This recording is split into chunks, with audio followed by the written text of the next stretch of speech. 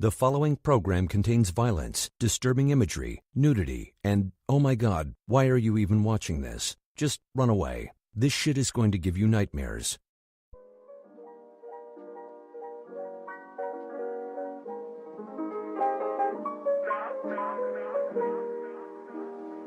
Recorded live at the Jerrad Show studios in Tampa, Florida. It's another episode of the Jerrad Show. And now, here's your host, Jerrad Suarez. That's right, back again for another episode of the Jerrad Show tonight. It's Wednesday, March 21st. And it's not actually nighttime. I just say that. Greetings and welcome to the show. I am at the studio a little early in the day, a little earlier. And that's basically because last night I didn't get out of here until 12 o'clock. Until midnight, I was in the studio doing podcasting. So I figured, you know what, I don't have anything going on this morning. I'm going to jump in the studio, knock this one out, because this is going to be a great one. Every episode of the Jerrad Show is great. What am I talking about? This one, we're continuing Classics Week on the Jerrad Show. I've been playing shows from back when the show was more guest-oriented. Every episode of the Jerrad Show just consisted of a guest and an hour-long interview, and that was the entire Jerrad Show in the beginning. I did Justin Scarred on Monday, which was a great podcast. Personally, I don't like listening to these podcasts because I'm so critical of myself. Every time I do positive affirmation, which is like the guest is talking, and I go, oh yeah, right, oh yeah, definitely. It's unnecessary. You don't have to do that. You can let your guest talk. And I'm so terrible about that.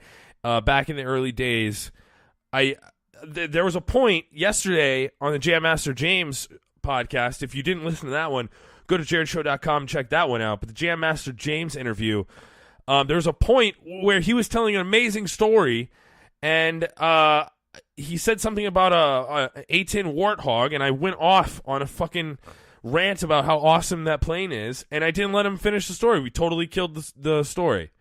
So I do things like that I just don't like. And this podcast, if I can remember it correctly, I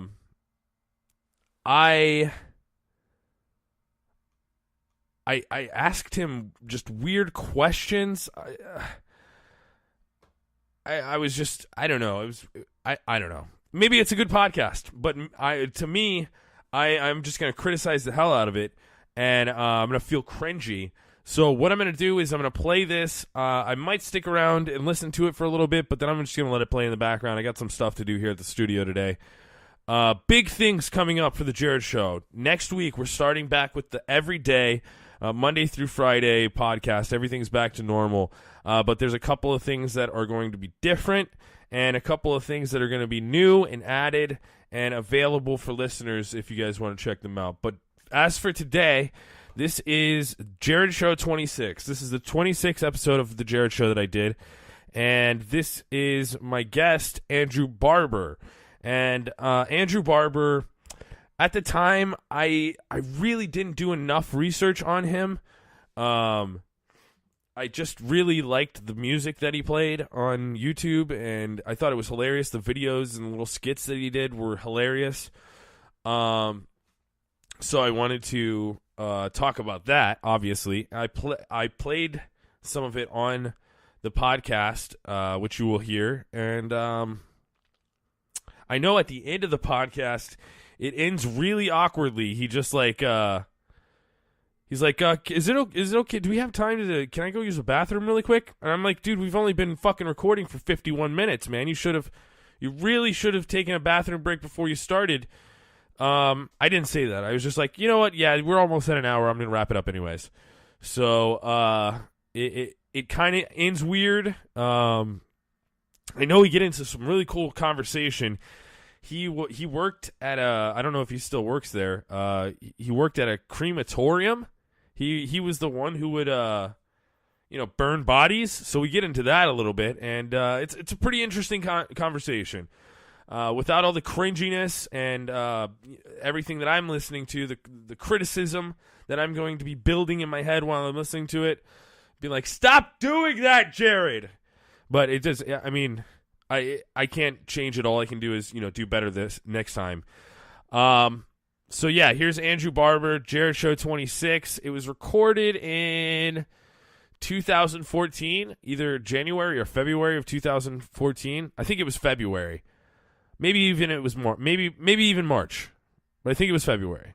But it was definitely 2014. So here it is. Without further ado, Andrew Barber, The Jerrad Show. Hey, what's going on? Jerrad Suarez here. And before we get started with this episode, I wanted to take a second and tell you about JerradShow.com. There you can find every podcast I'm on, including The Jerrad Show, Coco Loco, Call of Cthulhu, Who is Dale Mabry, and more. And coming soon, 2 brand new podcasts, Jerrad Show Radio and Jerrad Suarez Watches Films. Go to JerradShow.com now to make sure you don't miss a single episode, and check it out now. JerradShow.com.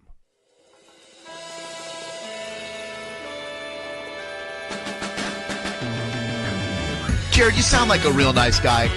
You're not a bit, are you, Jerrad? Like you're a real guy who asks these questions really. You're not some guy out there playing a role on the radio who asks questions that I answer about 20 times a week anyway. This isn't a bit for you, right? It's time for the Jerrad Show. Here's your host, Jerrad Suarez. That's right, ladies and gentlemen. Welcome to another episode of the Jerrad Show.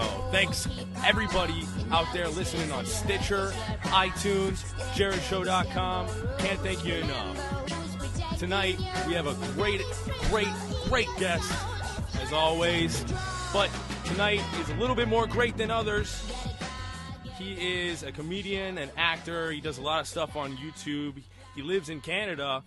Andrew Barber joins me on the podcast tonight. Andrew, what's up, man?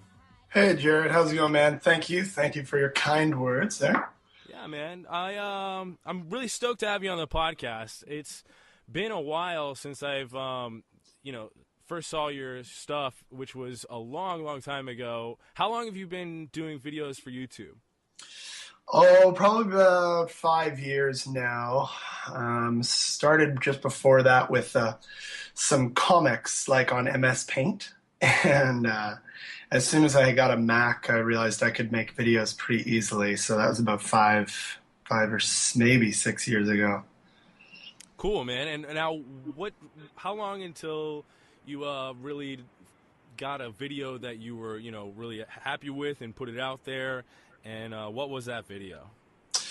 I say if I go back to all my first videos, I was really happy with every single one of them because they were just kind of what I was trying to do with them, and I found them funny. So I always kind of like all my videos about the same, but the one that probably was first, got a lot of views and stuff, was one called A Boston Fan in Vancouver, about the Canucks versus Boston hockey final.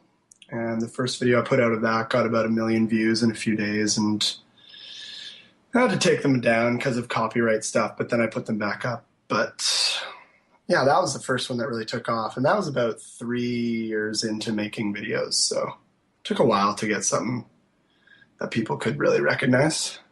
That's pretty cool, man. When you get like millions of hits like that, that's crazy. That's got to be, game changing for anybody who creates content. When you get that many people, looking at your stuff. Yeah, it was definitely a wild time. I think it was kind of unique in the sense that if most people say got 1 million views on a video, they might be recognized here or there. But since my video got 1 million views or so really quickly, and it was based around like the Canucks and stuff. I live here in Vancouver, so many people here contributed to the 1 million views. So I was just getting like recognized a lot, and just walking down the street and watching. I mean, it was during the middle of the playoffs, so it's like a over a week. It's maybe 2 weeks here in Vancouver, and people go crazy. And so I got recognized a lot for that. So that was a cool experience. Yeah, man. For people who don't know or don't remember the Stanley Cup back then, it was Boston and Vancouver. And I guess, did you get to go to any of those games? No, man, I didn't go to the actual games. I went to some Canucks games in the previous round, but not during the final. But I'm sure it was pretty crazy just, around town with everything happening. Yeah, it's a lot better just being downtown, actually. There's so many people celebrating and stuff. It's kind of a cooler atmosphere than the stadium full of rich folks, just kind of whoever's there can afford a ticket. They're not awesome. They're not usually the type that really have a good time and celebrate, I think. Yeah.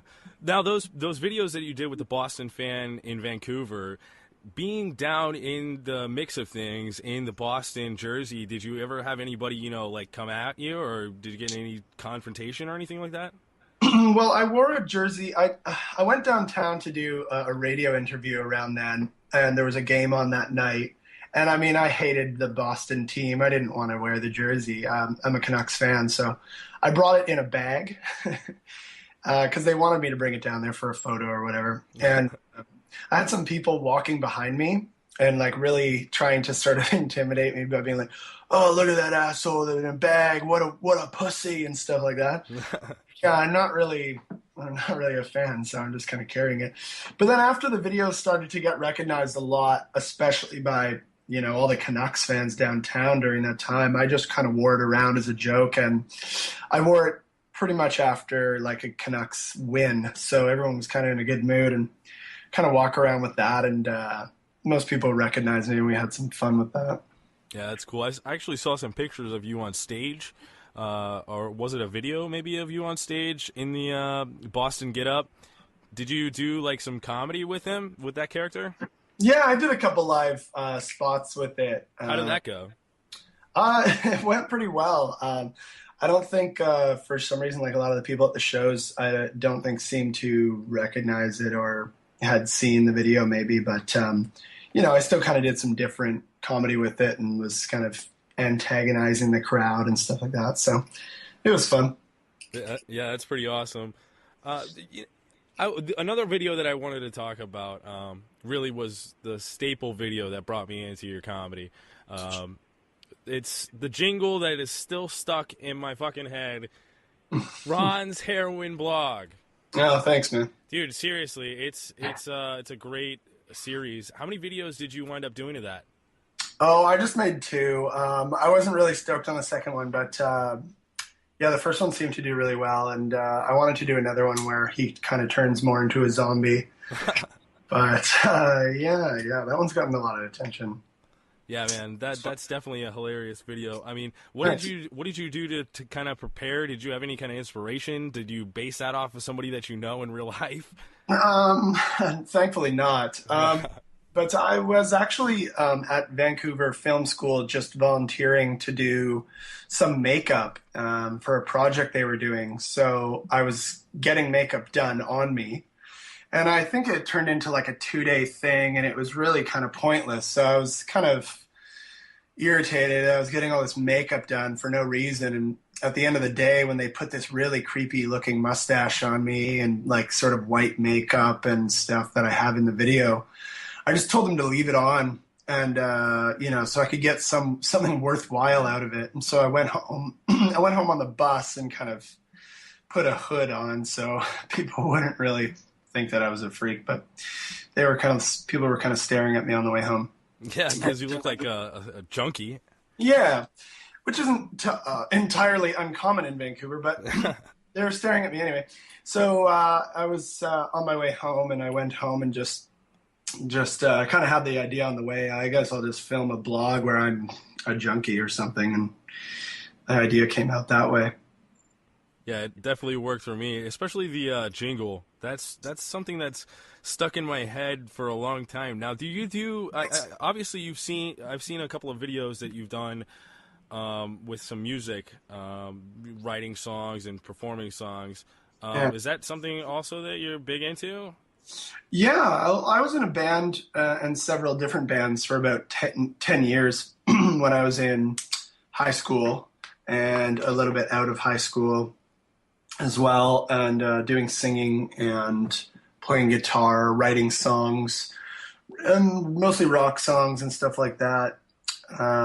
So anytime I need to use music for a video, it's kind of exciting for me. I like to figure out the jingle that's sort of in my head and how to figure out how to put it down into a track, because I don't actually play piano. I play guitar, but with stuff like GarageBand, it makes it really pretty easy for someone to just kind of figure out how to make something work. Yeah, definitely. That's what I'm recording this podcast with now, actually, is GarageBand. That's what I do all my podcasts with. Right on, yeah. So like when I got a Mac computer, that was the very first thing I noticed, was that it had GarageBand and you could play the keyboard on your keyboard. And I think I was like pretty high at the time. It really blew my mind. It's like I was just blown away that you could play your keyboard on your keyboard, and I just instantly started recording stuff.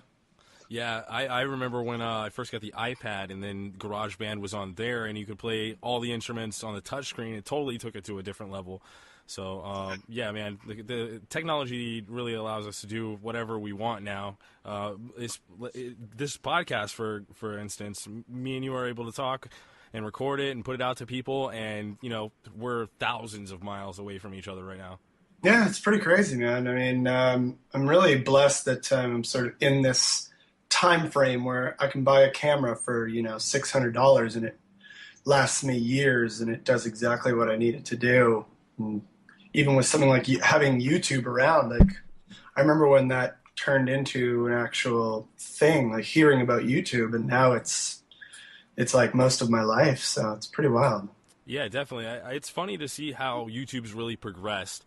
From when it started, it was just like America's funniest home videos online, Yeah. And now it's like there's a lot of people that produce really solid content, and they do it often, and it's becoming an avenue of entertainment that, like, I can sit down at night and watch a couple of channels, different people's videos, and be entertained just as anybody else would watching the TV. So yeah, and I mean, if you have the internet, then YouTube is free for you, so it's pretty awesome that way. And the fact that people that produce really good content a lot of the times can get paid from it if they have a big subscriber base, and they're making money off ads, and we're pretty much getting it for free. It's a pretty good system so far. I hope nothing really changes it too drastically in the future. Yeah, I can't see it changing very drastically at all. It's so open, and everybody has a say in it. It's just like, if anybody tried to fuck with anything, people would be like, no. So, I mean, I think that's what's kind of happening with the country altogether. Like, the United States, we were going to war with Syria a little while ago, and then everybody stepped up and they were like, hey, we don't want to go to Syria. We're not doing this. We're not behind you. So the president was like, okay, we're not going to go. So, I mean, I think it's pretty cool that, the technology that we have, it allows us to deliver our voices. Case in point being the Justin Bieber situation and the whole petition to deport him and revoke his green card. What do you think about that? So you guys want to deport Justin Bieber and take away his green card? Is that right?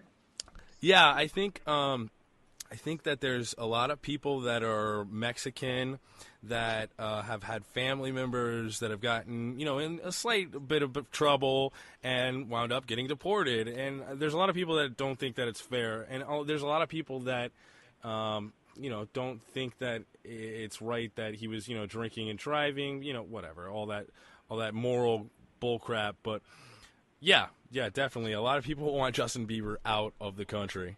Yeah, Does Canada want him back? From what I hear, not really. I'm pretty impartial. I don't really care what he does, but if he's, I think he should be judged accordingly to however else anyone else would be judged. But at the same time, he makes the states a lot of money as well. So he does a lot of business out of the States, so he'll kind of get treated like a CEO in that sense, or maybe the head of a banking firm. So you can imagine that probably won't happen anytime soon. Yeah, it's definitely very interesting. You bring it up like that. He does make a lot of money here and for the country, so I don't see why they would want to kick him out. Unless, honestly, as I think about it, it seems more and more like it's all orchestrated, Like, the friggin' Miley Cyrus had to, get naked on TV and grind up on Beetlejuice for her to drop her, good girl image. Maybe that's what this dude is doing right now. He's they're saying, hey, why don't you go out there and drive radically? Hey, why don't you smoke some weed on this plane? Hey, why don't you drink and drive? It seems like it's a ploy to get that, good boy image and just drop it. Well, yeah, I guess, yeah. I mean, any publicity is good publicity, as they say. But I'm sure there's just people around him telling him to do certain things. But I don't know that it would be specifically to change his image. I mean, young guys like to drive fast and get drunk, and it's kind of it's unsurprising to me either way. Yeah, I don't think you need to influence a 19, 20-year-old to drink and party and drive fast in a car. So yeah, exactly. So, but that's pretty interesting, your point and your take on it from, a different country. But, it seems to me, being so far away from Canada, it doesn't even really seem like Canada is a different country. Every Canadian I've ever met was, totally, almost similar to Americans. So, I mean, it's kind of weird, actually. What would you say the main differences would be? The fact that Canadians can live in the cold because... Man, I live in Florida, and just seeing some videos of, like, cars on the highway, terrifying. It looks like Hoth. Well, I mean, you guys have lots of states like that as well, though, don't you? Well, I mean, they're all close up to Canada. So, like, Minnesota and Wisconsin and all those, they're basically Canada South. Yeah, I mean, I live in Vancouver, so the coldest it gets here is, like, I guess this year the coldest it's been is like -10, but that's for me it's kind of crazy. Like I've been here for like 20 years in Vancouver, and normally it's like -1 is kind of like the lowest it gets. So this year has been kind of crazy, but I don't know how people can live in like -30 and 40. I've never experienced that. I don't know what that's like, but sounds like a sort of apocalypse type of weather to me. Yeah, it's terrifying. It really is. I mean, the only time I've ever been in that kind of a cold temperature is when I walked into like a blast chiller in a restaurant. I used to work in restaurants a long time ago, and I walked into a blast chiller, and those are 30 below, and it's kind of weird, but it's definitely not what it would be like out in nature because of the wind and the humidity and all that stuff. It'd probably make it a lot worse. Yeah, I imagine so. But still, even in Vancouver, you got -1 average, and then this year -10. That is wild to me, man. Like here in Florida, the coldest it got was like 36, 32. I think one night it got really, really cold. People had to wrap their bushes because that's Fahrenheit, right? What's that? That's Fahrenheit. I don't know Fahrenheit. Yeah. I go by Celsius here. Oh, that's right. You're on the other system. When I say -10, you're probably thinking it's like fucking crazy, but I guess -10 Celsius is like maybe 30. Okay, yeah. So -10 is like what, like 8 degrees or something like that? I don't know. I've got the internet here. I should probably look it up. Converting temperatures. So, you know what? I want to take a second, and I was looking at your YouTube channel. Everybody listening to this needs to check this out. It's YouTube/Barber Inks, INX, and there's Thanks. Actually, you can just look up Andrew Barber comedy now because of Google. I had to change it to be linked to a Google Plus site, or a Google Plus person, which is myself. So I had to change the name to Andrew Barber Comedy. Otherwise, I wasn't able to comment on my own videos anymore. Ah, okay. Yeah, so, but they can still go to YouTube/Barbarbinks? Yeah, they could do that as well, yeah, Okay. or Barber Comedy. Yeah. Okay, well, I'm going to go ahead and play this music video that you just released it, like last week, it looks like. A message for Stacy? That's right. A message for Stacy. Where'd you come up with that? My friend makes really great beats. He's called the Deep Notes, and he sent me about 10 different beats of stuff that he was like kind of working on, and then he kind of scrapped. And this is one of the beats that he scrapped. And as soon as I heard it, just kind of gave me the idea for this video right away. Sweet, man. All right, well, let's go ahead and check that out, and we'll be back after it's done. Stacy, this video message is for you, because you need to dump Jeff and take me back. Honestly, I'm scared for you,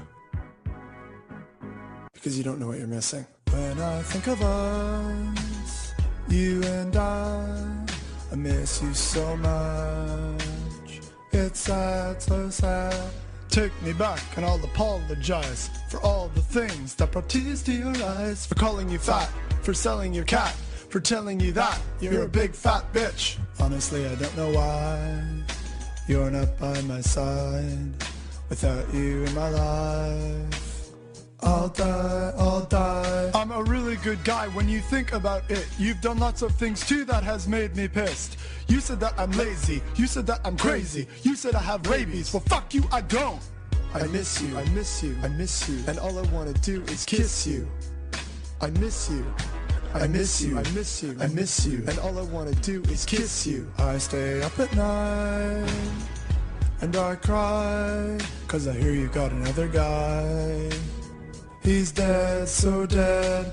If you come back, we'll start a family maybe. I'm sorry that I made you give away your baby. Honestly, I still care for you. To prove it, look, I kept the PS3 you gave me, boo. I wish I could escape this life and fly up in the sky.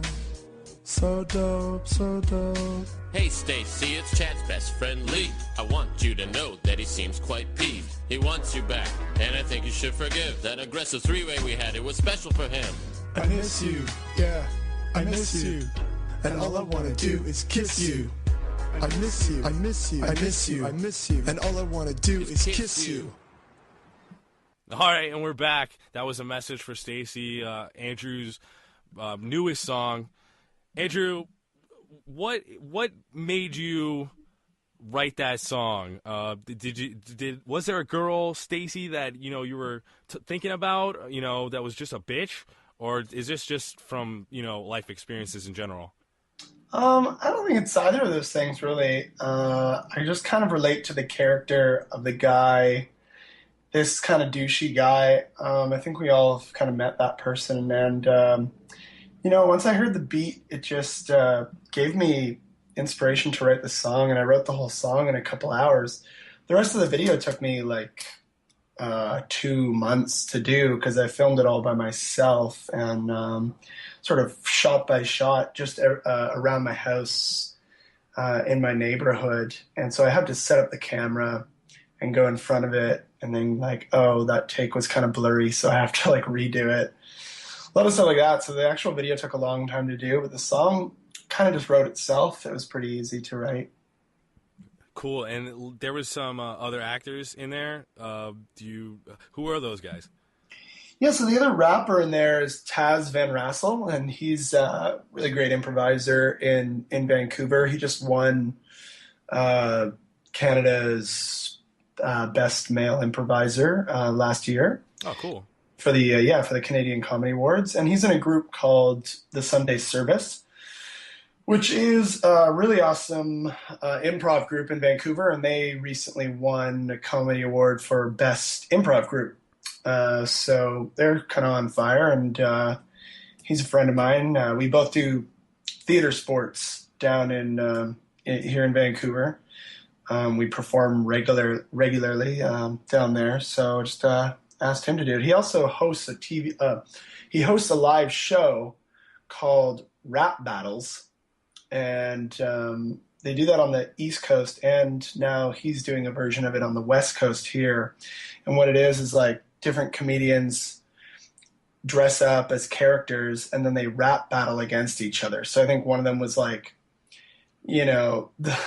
rap as the Colonel from Kentucky Fried Chicken versus maybe one character was like Powder from the movie Powder. So really random, kind of weird stuff, and yeah, it's a cool show. Oh, that's awesome. An albino. That's great. Oh man. So well, that was a great video. I hope the listeners liked it. You've just really came out. I'm looking over your channel right now, and you've really just came out with a lot of stuff, man. A lot of really good stuff that I've seen over the years, and some of the stuff I've even forgot. Thanks. Another one of my favorite videos, honestly. It was one of the first ones that I saw because it was around the same time. Was Fantasticat. Right. That show is so funny, and I really wish you could do more of it. Yeah. Were you at a convention or something? Was that a real convention? Yeah, it was at a convention just outside Vancouver, in Richmond, and my friend Katie heard about it, and she just gave me a call and said, like, this is happening. I think she said like tonight or something, or maybe it was tomorrow or something, and I thought, okay, let's just go there and try and film something, and I didn't know what it was going to be like, so we went down there, and I just dressed up as a character, and we got in. We told them that we were filming for like a cable access kids show, and they like let us in for free, and they were really excited we were there. Yeah, it's a bunch of old ladies with their cats, and of course, I mean, you got somebody with a camera and a microphone, and you were dressed really sharp with that tuxedo, so I'm sure everybody was, dying to talk to you. Yeah, they were pretty excited, and the video did pretty well, and people liked it. In my circle of friends anyway, so we wanted to try and go back and do another one, and when I went to their website to look, it had this really sad message that was like, due to the economy, this cat show will no longer be happening. Oh no. They cited the economy as the problem. Like, I don't know why you can't get together and just do it, but well, at least it's immortalized now forever on YouTube with Fantasticat. Because, man, listeners, you have got to check out every video that I've been talking about, but especially Fantasticat. It's hilarious. I mean, these old ladies, they crack me up, man. With their they're cats. very serious about their cats. They are so serious, man. How was it trying to stay in character when you're looking at these ladies and they're telling you about their, crazy breeds of cats and how many medals they've won and all that stuff? Well, it's pretty easy. It was kind of hard not to, I was trying to straddle the line of like not actually making fun of people to their face, but like, so you kind of take it easy on them, but then you're not really sure if you've got a lot of funny stuff or whatever, and you really kind of make it funnier with editing. So once you go back, once you start editing, you go, oh, okay, yeah, there is some funny stuff here. At the time, everything seems a little bit kind of normal, maybe even a little boring. But once you get it in editing, it kind of spices it up. Well, so I'm guessing that you kind of just really played it real, try to get a real reaction out of the old ladies, and you just try to deliver it as serious as you could to get a real response out of them. Yeah, well, I think in that situation, and I've done some other scenarios like this that didn't really work for me, and I kind of figure that the main thing that you want is like someone there has to be serious and someone can be kind of ridiculous. So in that scenario, it was like I was being sort of playing into how ridiculous it was, and they were really totally serious about their cats, which is ridiculous in itself, but they were being really serious. So I think that's what worked about it. I went to another place for like a Comic-Con, and no one there really is taking themselves seriously. They're kind of dressed up as characters and stuff. So they weren't taking themselves seriously, and I dressed up as a character, and I wasn't taking it seriously. So when I got that on camera, I was like, there's kind of no riskiness to it. There was no seriousness, so it didn't end up being very funny, and I never edited it. So are there any other videos like that you just like you shot them, didn't really like them, and then didn't put them out? Yeah, well, when I was when I was making the Boston Bruins series of videos that I made, about 6 months later or so, the Canucks were playing Boston again, and everyone was wanting me to make a video. I thought, why not? So I wrote some material for a new video, and then I went out and filmed pretty much, well, I filmed all of it, and then I came back and started editing it, and it was just weird. It didn't really work. I had longer hair than in the video, and the character, so the character looked totally different, and it just didn't work. And so I just edited the whole thing, and then I just threw it away. That's too bad, man. It sucks when you put so much into something like that. You go out there and you shoot it, and then you even put it all into the computer, start editing it, and you're like, fuck this.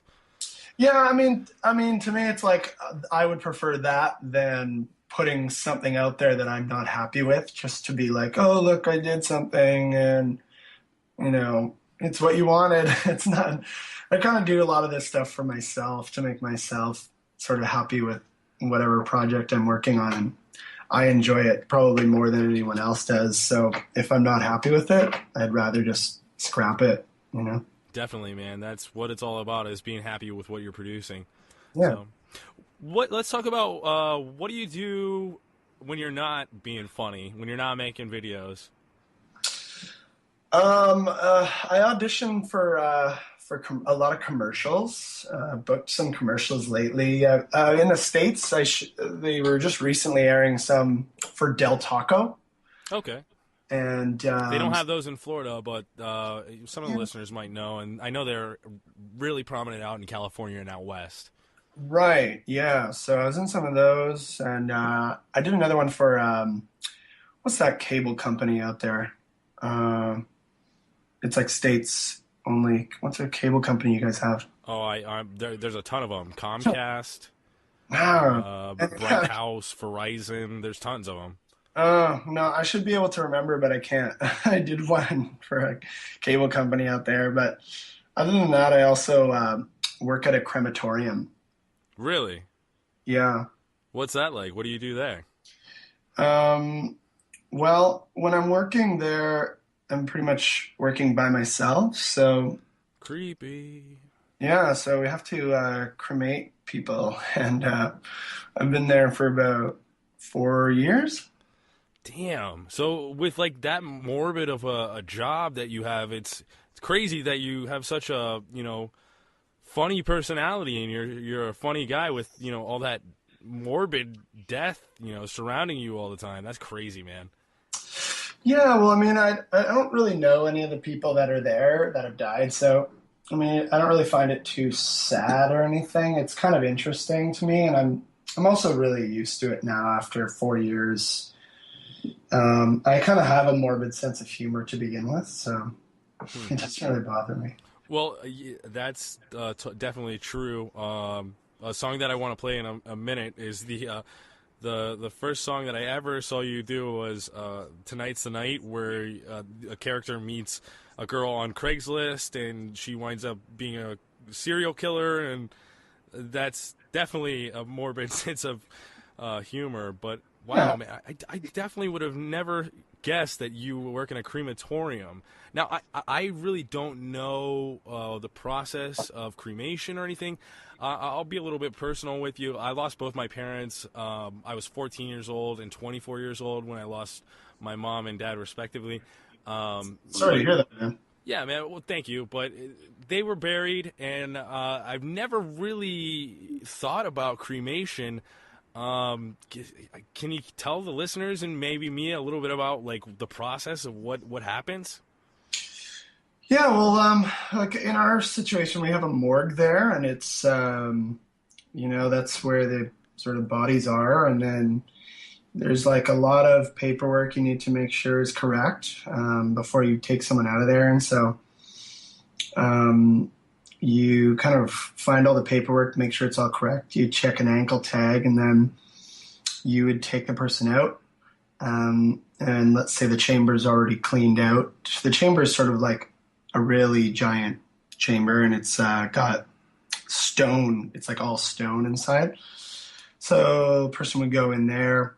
It takes about 3 hours or so, and then they would be pretty much just bone and stuff. So you have to push all that bone to the back of the chamber, and then once it's at the back, you would scrape it all out, and then you vacuum the whole chamber out as well for all the ash that's in there.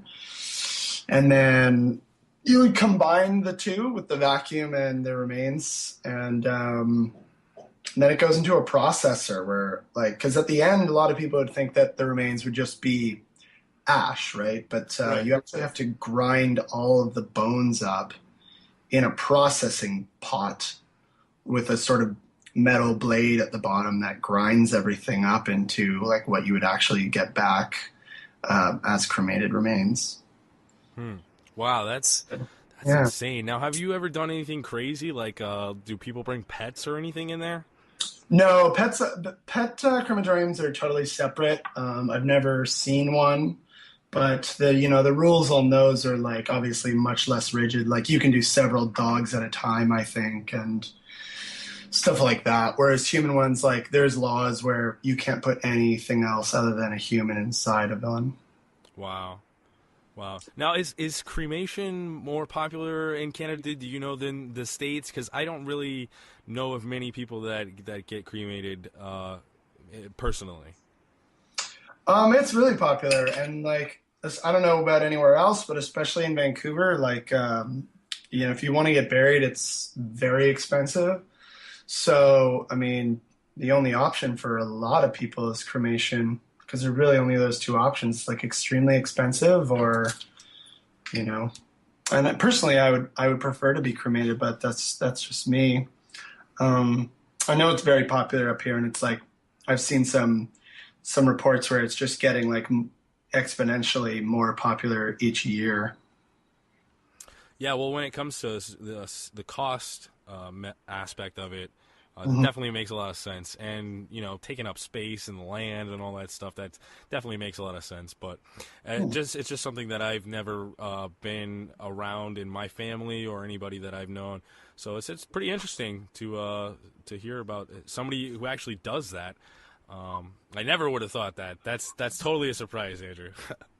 Yeah, it was a surprise to myself as well. I got the job because I was sort of in between jobs. I was actually just working at an old folks home. And then I quit there and I went to work at a hotel. And then because I had so many auditions and stuff at that time, they were like, oh, they hired me. And then they were like, oh, this isn't going to work out. So I got fired before I started there. And then I was out of a job, and my fiance happened to be working at a funeral home with a mutual friend who was managing it. And so they told me about this other crematorium, and I was like, oh, it's kind of like, yeah, I mean, I had the same reaction anybody else would. It was like, I don't know, but I was paid pretty well, and I just thought, I'll just give it a shot, and ended up being great, man. Like I just worked there on the weekends, and I'm able to do auditioning and filming and stuff during the week. So it's worked out really well for me. Nice, man. Now, I know Vancouver is like a big film town. It's like North Hollywood basically nowadays. How much interaction do you have with like Hollywood coming up there? Do you network with anybody? Like you say you do auditions and stuff like that, but is there anybody that you've come in contact with because of the way that Vancouver's been going in the movie industry recently, in the past couple of years?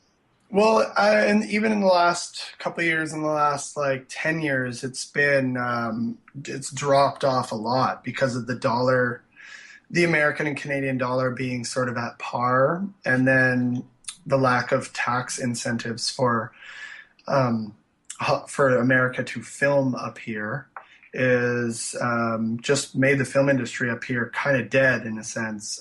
There still is stuff going on all the time, but it's, I'm told a lot less than it was. And yeah, like even my friends that go out for film and TV a lot are just like, they're not consistently going out, every day or every other day because there just isn't much going on. I went down to LA actually a year and a half ago or so for a couple months. I went to Hollywood and stayed there. It was great, and took some classes at the Groundlings, did some stand-up, some character stand-up, and then hung out there for a couple months, and that was awesome. But met some people down there, but other than that, there's not really a whole lot of sort of Hollywood contacts up here or anything like that. Right. Well, I was kind of under the impression that things were still, in the glory days, but I guess, things are slowing down as they do everywhere. Yeah. So.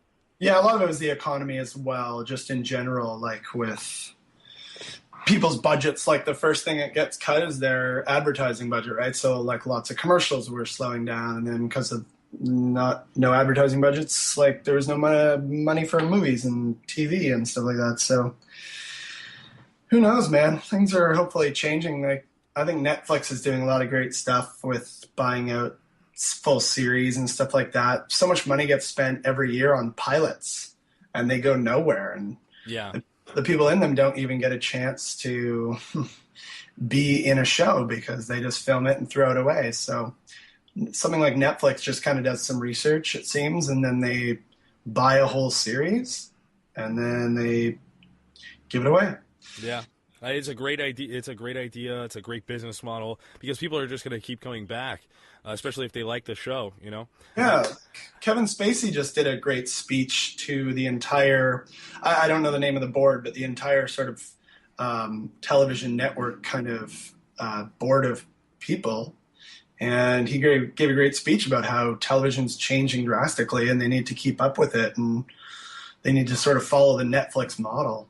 Yeah, well, I think media in general is changing.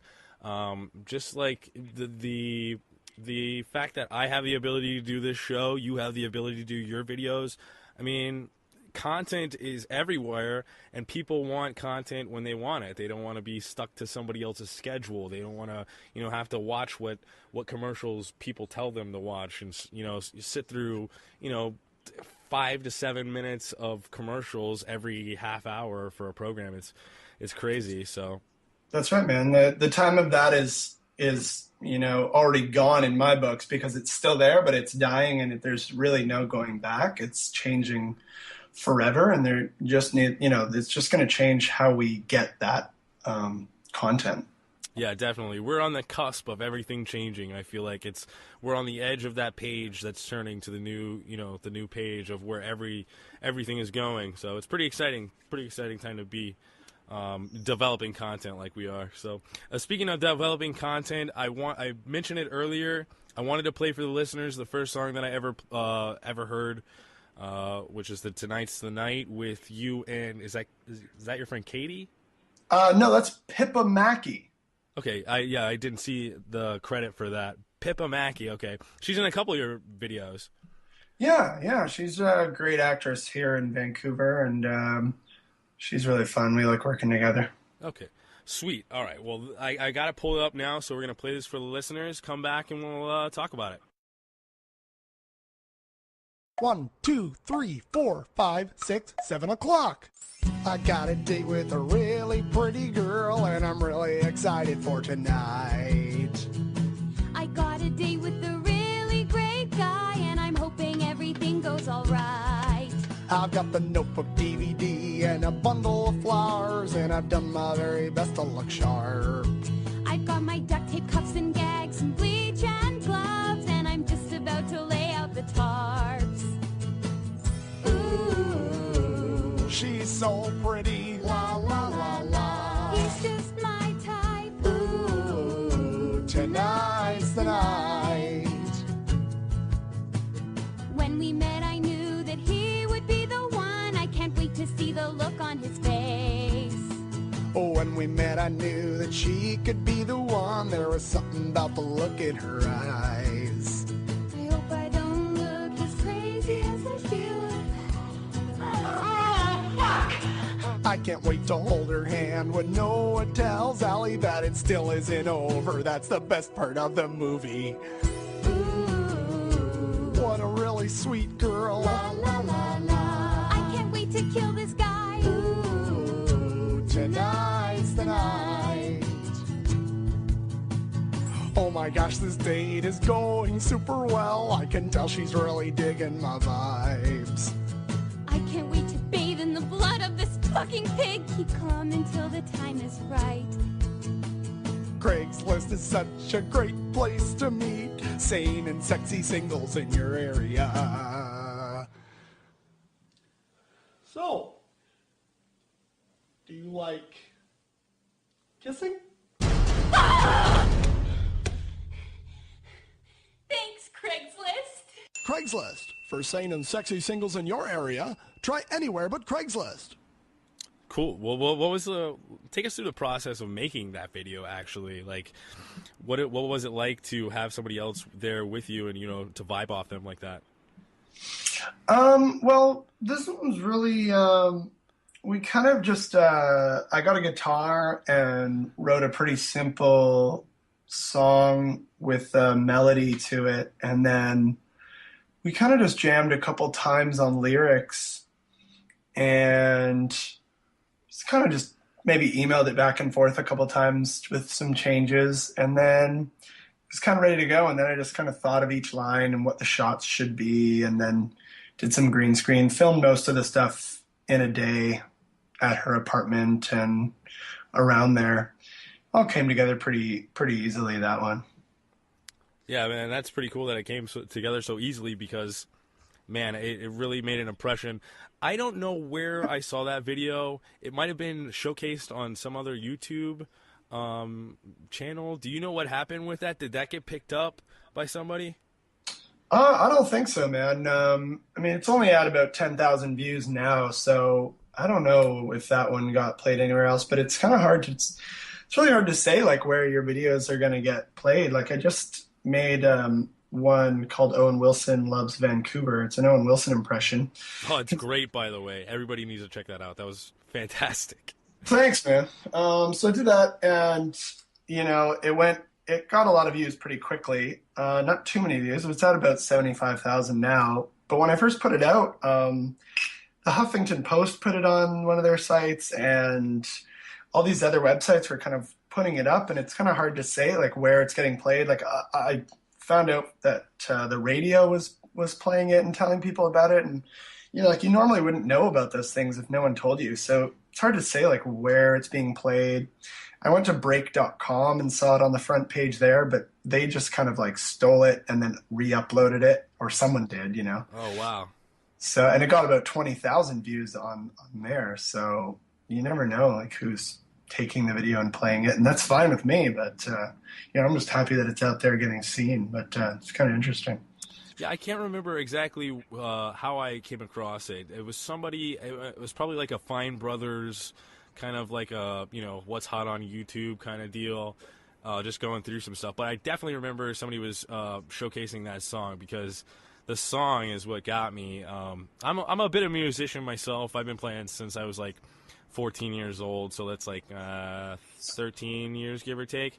So the music really got to me. The lyrics, I've always loved humor, comedy, music like that.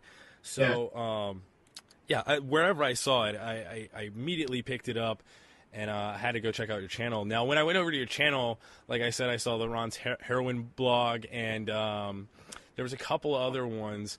One of the really surprising videos, I guess, was your Reddit video. Oh, yeah, right on. And the thing about that video is when I saw that, I had absolutely no idea what Reddit was. Yeah. And because of your video, I was like kind of interested in it, and that's the reason why I got on Reddit, is because I was like, this seems like could be addicting. So yeah, I'm glad I'm spreading the word. Reddit's a great site, man. It's like they call it the front page of the internet, and it really does feel like that. It's if you're going through your news feed on Facebook and you're bored as shit, Reddit's kind of like 1,000 times better, but it's kind of the same idea. Yeah, well, I find a lot of times is that I'll see something on Reddit, and then like 3 or 4 days later, somebody will post it on Facebook. Yeah, or like 3 or 4 months later, and you're like, wow, really? I just heard a radio show here in Tampa where they were discussing the whole standing up to wipe versus sitting down to wipe, which is like a huge fucking thing on Reddit. Like, people's minds get fucking blown when you bring that shit up, because apparently, it's bathroom talk and people don't really, discuss that shit. So when somebody said that they, stood up to wipe, people's minds were fucking blown. And That's then like kind of blowing my mind right now. I didn't know people did that. oh, you haven't seen any of this on Reddit? Maybe I crossed by that. Yeah, that's kind of mind blowing. It is insane how many people just like, you know, they're just so set. And yeah, this is exactly the way you do it. I mean, how could you wipe while you're sitting down, or how do you wipe while you're standing up? It seems like things would be falling off. It's like the entire Reddit just went fucking crazy when people started talking about standing up versus sitting down. And then it's like brought up fucking on a radio show, a very popular morning show here in Tampa. And it's like brand new. Nobody knew anything about it. It was crazy. So Reddit is definitely like where all the shit comes out first. So, yeah. But there's another website. I don't know if you know about it, but I have absolutely no idea about it. But what 4chan? Oh, 4chan. Yeah, it's kind of like it seems sort of like a just like less organized kind of place, but like crazier stuff goes on there because I think it's totally anonymous from what I hear. I've never really checked it out. Yeah, I haven't checked it out either, but I definitely hear all the videos from YouTube that get popular on YouTube usually show up on 4chan, you know, a week or two or a month or two before they get really popular on YouTube, just like Reddit with memes and shit like that. So, hey, you mind if I just take a quick bathroom break? Yeah, actually, you know what? We're getting close to wrapping it up, so let's just go ahead and wrap this thing up. Andrew, sure. It's been a blast having you on the podcast, and I'd definitely like to have you on again. Hopefully, all the listeners will check out your stuff at Bar Binks or Andrew Barber Comedy. Man, thanks a lot for coming on. Hey, thanks for having me, man. It was a good time. Yeah, dude. And all the listeners, check out JerradShow.com. Tell Stitcher that you're listening to us on Stitcher app and iTunes and subscriptions and all that stuff. Ratings, subscriptions, greatness. Thanks a lot. Have a week.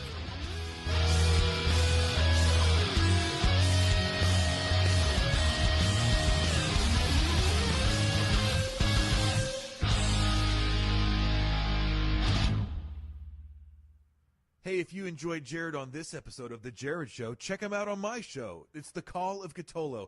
Yeah, I'm Satan's spawn, but he's not, and it's cool. Check us out at callofcthulhu.com. So that was Jerrad Show number 26, Andrew Barber. What can I say about that? Okay. I hate listening to myself from back in the day. I just hate how it's so cringy. Like, I mean, I'm sure you guys, whoever was listening to this, and if you're listening to this now, major props to you for doing that. But I don't like the way I interview people. I'm wondering why the fuck am I doing this? Like, why am I doing a podcast to listen? Because I mean, this podcast, what I'm doing now, is literally just for me. I mean, I don't care who listens to this. This is just, it's fun for me to come into the studio and talk about things that are going on in the world or things that are going on in my life, and it's fun. But the interviews, it's like, I don't know. I feel I cringe so hard. It's like, maybe because I expect better of myself. Maybe it's because I'm so hard on myself because I'm, my own worst critic. But I don't know. People really liked the show back in the day. People really liked these shows. I guess I'm not really. I can't really tell what's good and what's not, I guess. I don't know, because I feel like very few people like the show now, the way it is. But anyways, I don't know. I'm going to keep on going with this. I've got 2 more shows this week. If you didn't hear the Justin Scarred podcast, that's up on JerradShow.com. And also the Jam Master James podcast is up on JerradShow.com, along with YouTube. The Facebook, I haven't really uploaded anything to the Facebook in a while, just because they really piss me off. I spent a little bit of money with them one time to like promote one post, and ever since then they've just been like, they blackballed me. Like, they don't show my posts to anybody. It was crazy. I can break that down in a whole episode of the Jerrad Show next week when we get back to regular Jerrad shows. But that's it for this episode. Stay tuned tomorrow. Well, don't stay tuned. Tune in tomorrow as we continue Classics Week here on the Jerrad Show. It's going to be one of the earlier podcasts with a guy named Rob Hartson. And Rob was kind enough to come in and talk on the show. He was a fan of the show, and he wanted to come in and talk on the show. So I had him in, and we talked about some shit. I believe we tried Larry the Cable Guy's potato chips. It's a great episode. Look forward to it tomorrow on JerradShow.com. Rob Hartson. You're going to enjoy that one, but hope you enjoyed this one, and hope you enjoy all of the Jerrad shows on JerradShow.com, because that's where you should be listening to them. JerradShow.com. There's a nice player right there. You can get all the links to my social media. I don't have a shop or anything like that. Maybe I should make a t-shirt with the Jerrad Show logo on it. Hit me up on Twitter and tell me, Jerrad, you need a Jerrad Show t-shirt. I would wear one, and I'll make it. I'll put one up. I'll do that. I don't have a problem doing that. But also, before we get out of here, please support our sponsor, Fresh Light Prints. Fresh Light Prints, they do hilarious, sarcastic cards, and like little plaques and prints and stuff. Not plaques, but prints that you can put in a frame. And it's like inspirational with a pretty flower wreath and stuff. And then it says like, do epic shit. It's like awesome. Or you can get your girlfriend a card that says, I love you like Kanye loves himself. Or you can get your boyfriend a card that says, I love you like a back alley hooker loves crack. All on freshlightprints.com. Link in the description below. Make sure you put in actually it's not a .com, is it? It's an Etsy. They still haven't got up with the sign up. Why aren't they on like a Squarespace or a Wix or something like that? Make a free website. Come on. Get on top of that. Or at least get a domain name. Jiminy Christmas. Anyways, the link is in the description below, and you can click that and put in Jerrad Show 18. Get free shipping in the United States on any of your orders. It can be just, one card for $4.50, no shipping. That's taken care of by the Jerrad Show. And thanks for listening. I appreciate it. That's going to be it for tonight. Tune in tomorrow. Rob Hartson. See you guys later. Good night.